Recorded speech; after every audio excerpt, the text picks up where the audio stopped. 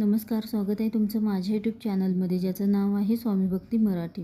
आज आहे 26 मार्च 2026, वार गुरुवार. तर आज आलेले आहे रामनवमी, प्रभू श्रीरामांचा जन्मदिवस. तर अत्यंत महत्त्वाचा आणि शुभ असा हा दिवस आहे.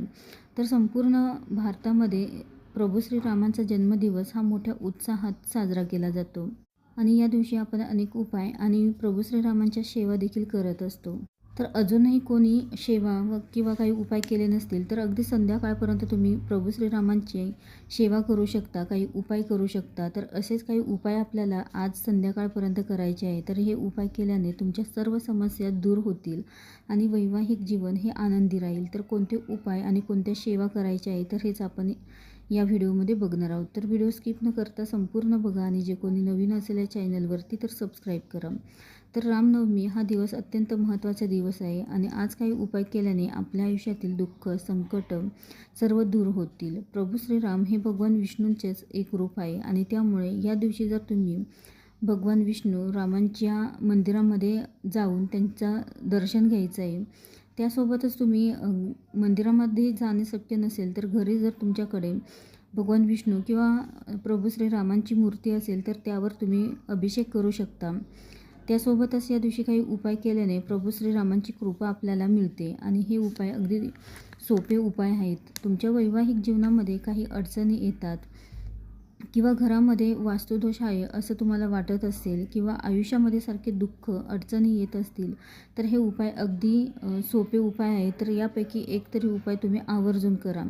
तर आज संध्याकाळी आपल्याला खीर बनवायची आहे. अगदी तांदळाची खीर तुम्ही करू शकता. तर खीर बनवायची आहे आणि ही खीर संध्याकाळी जेव्हा चंद्र दिसायला लागतो तर त्यावेळी थोड्या वेळ चंद्राच्या उजेडात आपल्याला ही खीर ठेवायची आहे आणि ही खीर नवरा बायको किंवा घरातील जे काही व्यक्ती असेल तर सर्वांनी ही खीर प्रसाद म्हणून खायची आहे. तर यामुळे वैवाहिक जीवनामध्ये काही मतभेद असतील, नवरा बायकोमध्ये काही मतभेद असतील, तर काही गैरसमज झाले असतील तर ते दूर होतात. त्यानंतर एका भांड्यामध्ये पाणी घेऊन ओम श्री हरी रामचंद्राय श्री नमः तर या मंत्राचा कमीत कमी 108 वेळा आपल्याला जप करायचा आहे.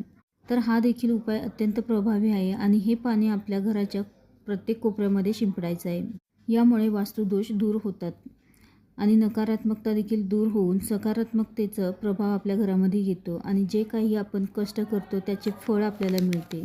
प्रत्येकाच्या घरामध्ये वास्तुदोष हा थोडाफार का होईना असतोच आणि त्यामुळे असे साधे सोपे उपाय केले तर जो काही वास्तुदोष, नकारात्मकता असते तर ती दूर होते.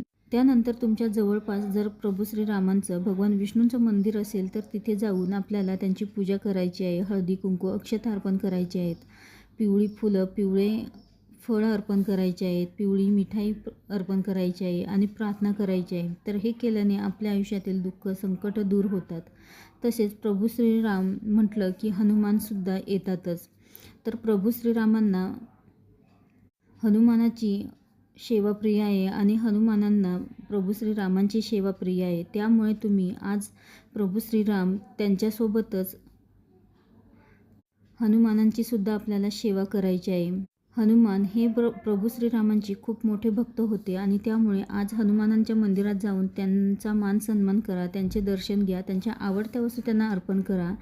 त्यासोबतच हनुमान चालीसेचं पठण करा, मारुती स्तोत्रमचे पठण करा किंवा श्रवण केले तरीही चालेल.